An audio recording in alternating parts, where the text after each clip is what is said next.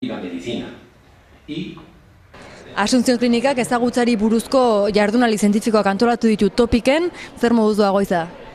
Oin arte goiza, ondo, kanpun fresko eta barrun epela eta jende ugari eta gaina oso guztua baizik atatzen nahi dien txarlak oso aberazadie, oin arte behintzat.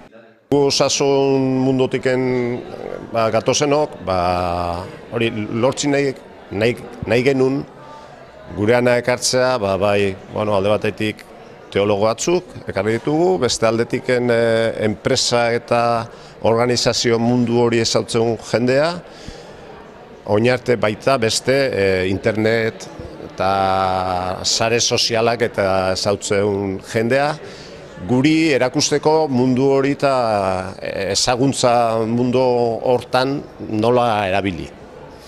Eta jendearen harrera, oraingoz nolako izan da, entzungo zenituzen, hainbat iritzi ez? Bai, harrera oso ona, Oin bigarren galden geratzen zaigu, gure mundu osasuneko mundu hau erakustea nolakudan, ezagutzakin nahaztuta, eta bukaeran egin berdeu teknologia berriak nola sortzen nahi dien eta nola lotu baita gure mundu horrekin.